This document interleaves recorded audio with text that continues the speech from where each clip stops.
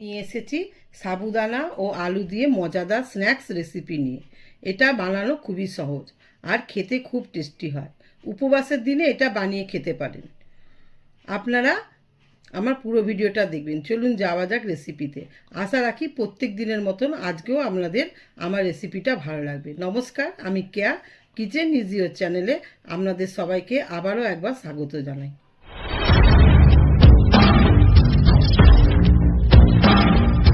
সাবুদানা ও আলুর চটপটা রেসিপি বানানোর জন্য আমি এখানে এই বাটির এক বাটি সাবুদানা নিয়ে নিচ্ছি। আপনারা মোটা সাবুদানাটা নেবেন, এই রেসিপিটা মোটা সাবুদানাতেই হয়।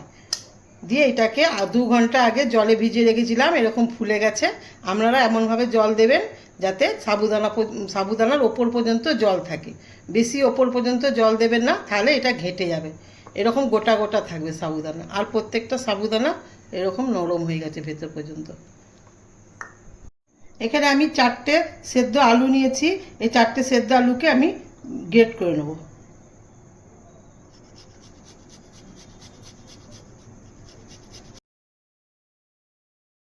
আলুটা গ্রেট করা হয়ে গেছে। এর মধ্যে 1 চামচ গোলমরিচের গুঁড়ো আর 1 চামচ রেগুলার নুন যে ব্যবহার করি সেই নুন দিয়ে দেবো। আপনারা উপোসের দিন যদি করেন তাহলে সন্ধ্যে নুন দিয়ে দেবেন। দিয়ে এটা ভালো করে মাখিয়ে নেব। এবার এই আলুর সঙ্গে সাবুদানাগুলো মিশিয়ে নেব, মিশিয়ে ভালো করে মাখিয়ে নেব।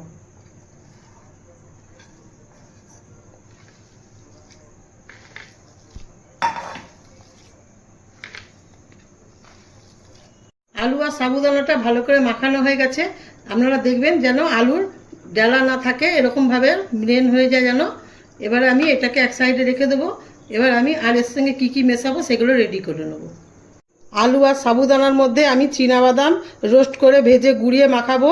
এর জন্য চীনাবাদাম 1 বাটি নিয়ে নিয়েছি, এটাকে রোস্ট করব। বাদামটাকে অনবরত নাড়তে হবে, নালে জ্বলে যাবে।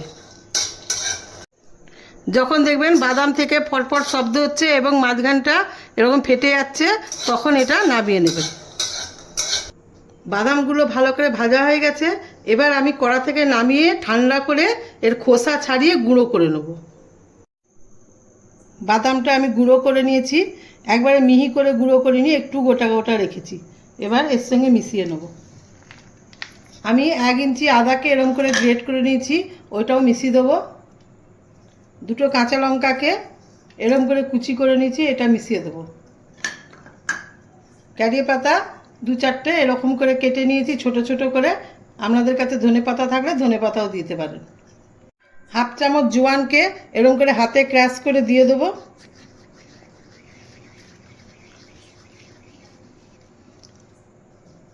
আর 1/2 চামচ জিরা দিয়ে দেবো। ঝালের জন্য কাঁচা লঙ্কা দিয়েছি, রঙের জন্য 1/2 চামচ কাশ্মীরি লঙ্কা গুঁড়ো দিয়ে দেবো। আর একটু অল্প পরিমাণে হলুদ দেবো, দিয়ে ভালো করে মাখিয়ে নেব।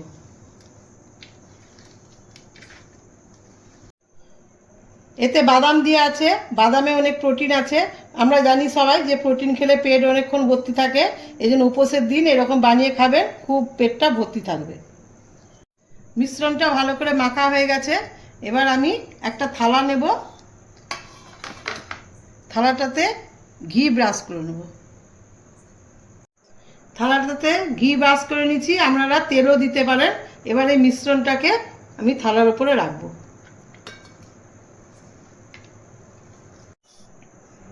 থালাতে রেখে ভালো করে এরকম চৌকো শেপে আনতে হবে, দিয়ে ভালো করে খুন্তি দিয়ে এরকম চিপে চিপে দিতে হবে যেন চারদিকটা সমান হয়ে যায়।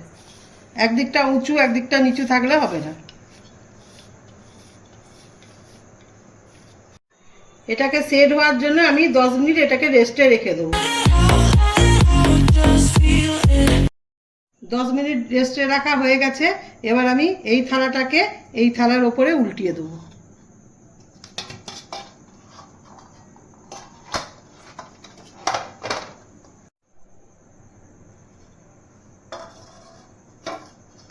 এবার আমি পিস পিস করে কেটে নেব।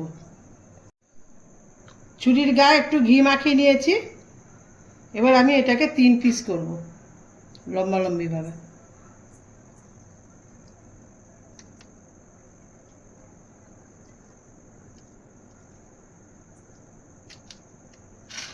এপাশেও 3 পিস করব।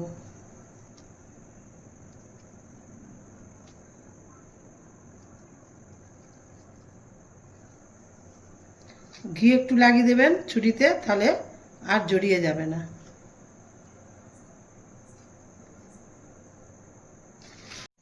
মাঝখান থেকে এরকম করে বরফির আকারে বানিয়ে নেব।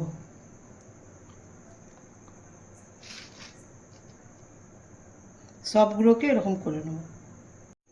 সবগুলো আমি এরকম বরফির আকারে কেটে নিয়েছি। এবার আমি ভেজে নেব। ভাজার জন্যে কড়াইয়ে তেল দিয়ে দিচ্ছি, কিছুটা রিফাইন তেল। এবার আমি ভেজে নেব। প্রথমে একটা ভাজবো, দেখব তেলটা ঠিক আছে নাকি, তারপরে 2-3টে করে ভাজবো, সব একসঙ্গে দিয়ে ভাজবো না।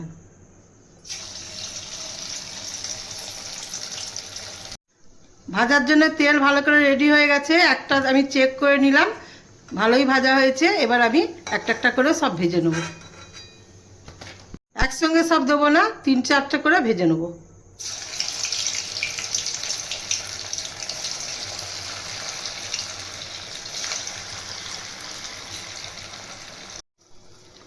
ভাজা ভালো করে হয়ে গেছে, ওপরটা ভালো করে মচমচে হয়ে গেছে। এবার আমি উঠিয়ে নেব।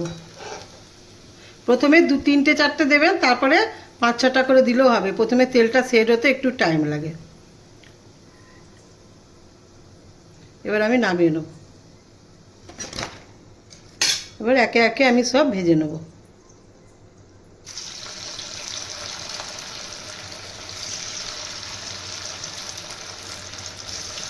দেখছেন তো কত মুচমুচে সুন্দর দেখতে লাগছে এই রেসিপিটা।